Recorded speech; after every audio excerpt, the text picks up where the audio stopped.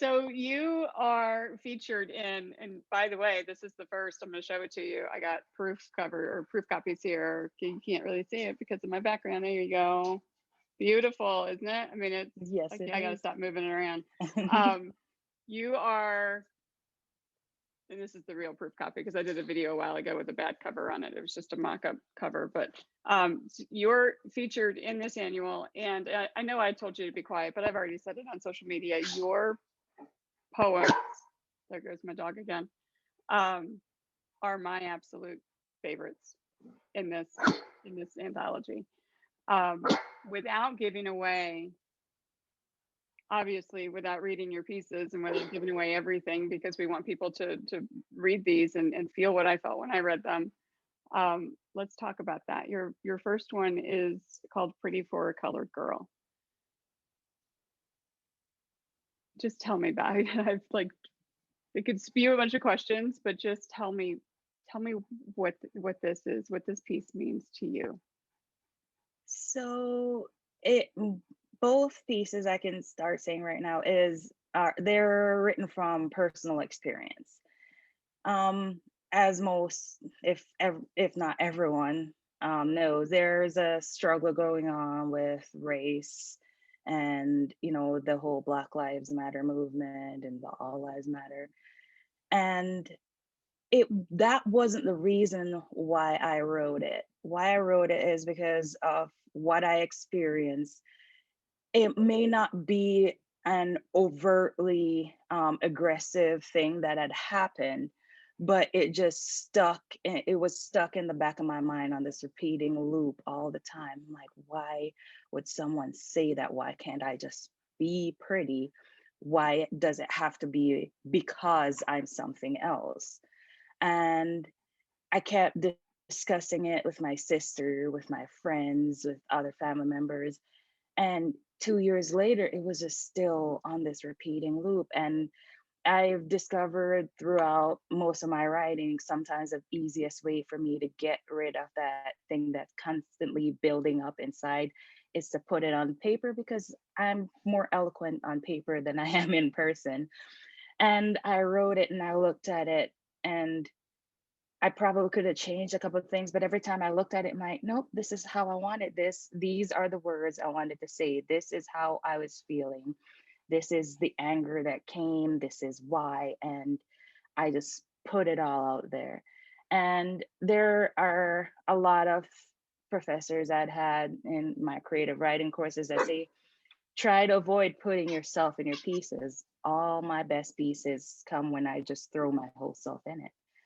And I'm always open to the idea that with criticism that will come to for either piece, I can't take it personally because I did put myself out there.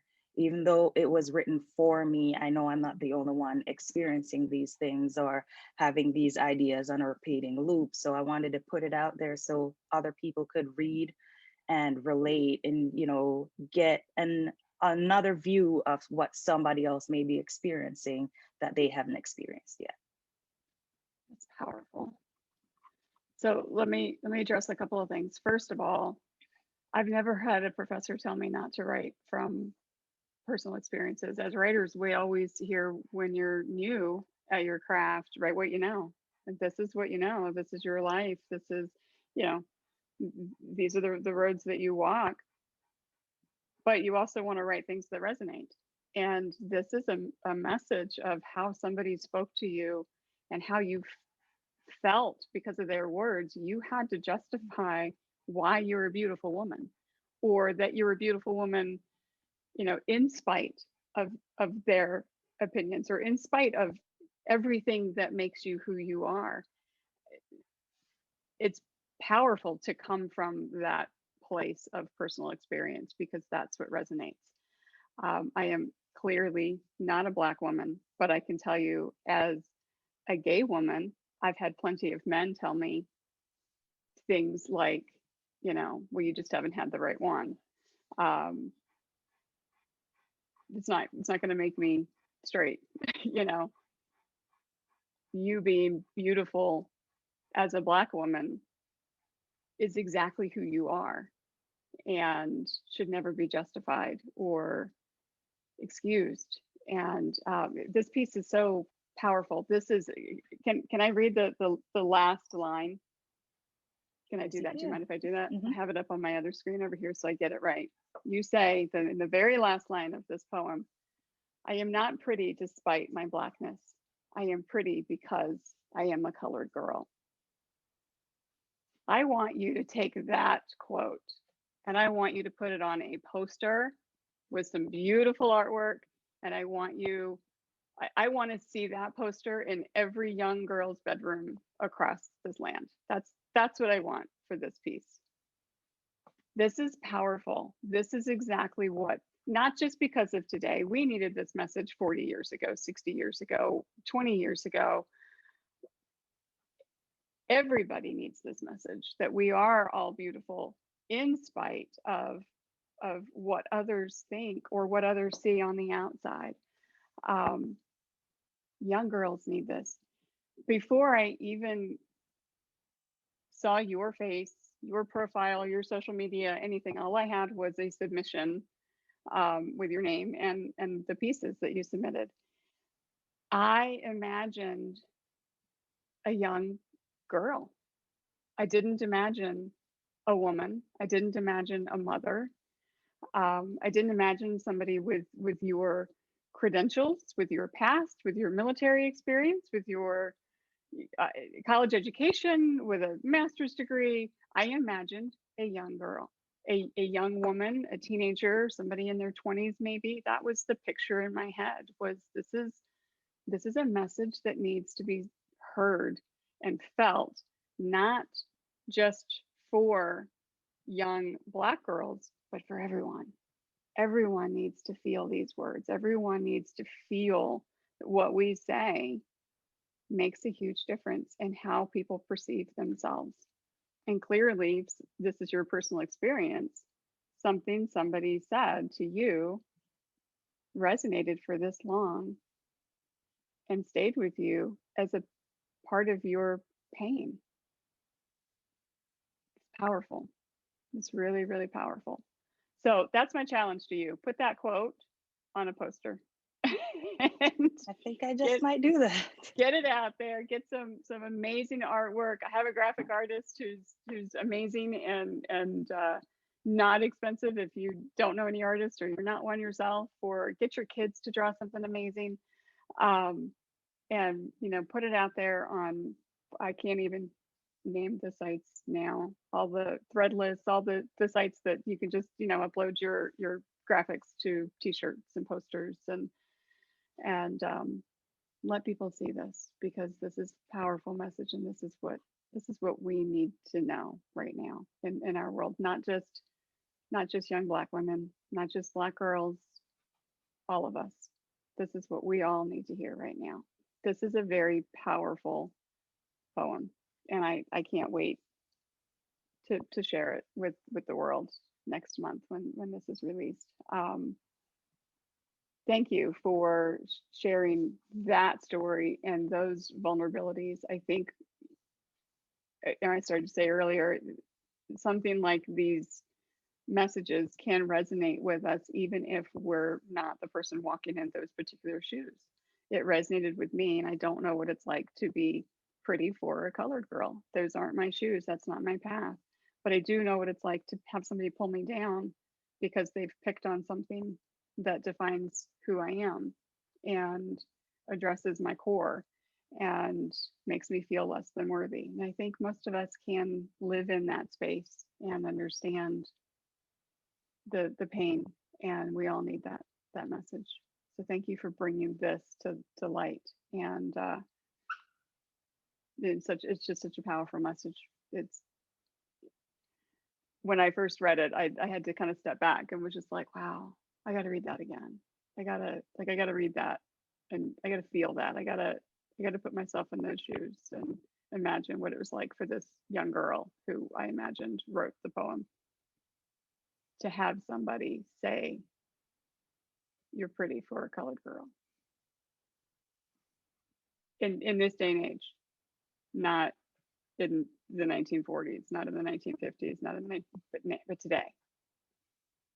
Yeah, what I keep imagining is after this gets out there, if that person who said those words, if they see it, like, will they sit and read it and try to imagine it from my point of view, or will they go on and say it to someone else because they think it's okay?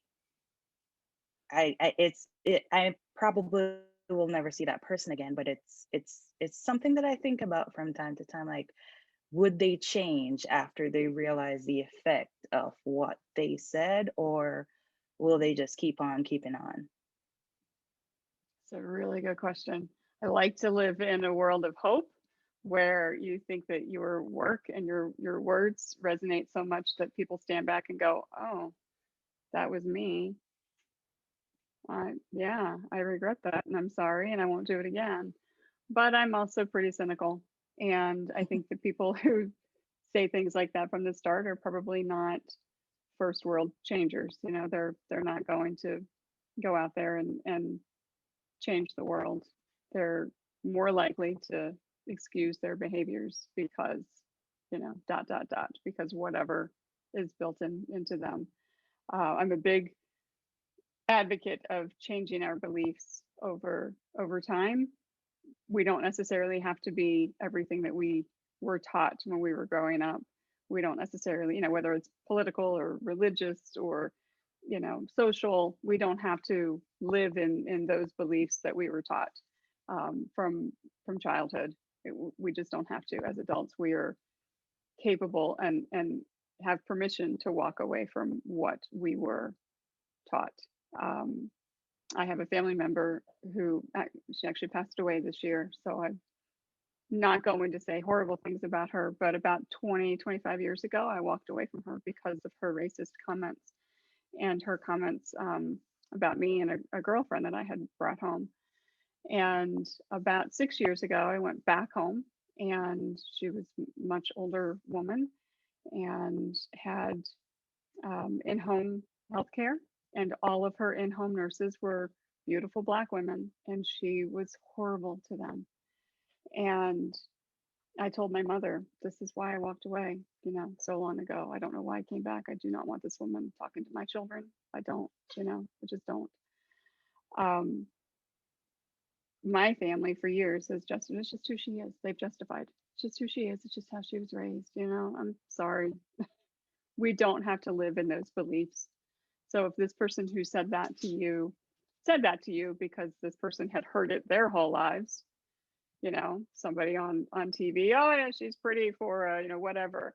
We've heard it. I've heard it for Barbara Streisand with her Jewish nose. I don't know how old you are, but that's the generation of my parents. I've heard that she's pretty for a Jewish woman. She's pretty for that. She's pretty even though she's got that whatever that mole that I we need to stop that as a society. We need to stop justifying beauty in spite of something and recognize that we are beautiful people because of something.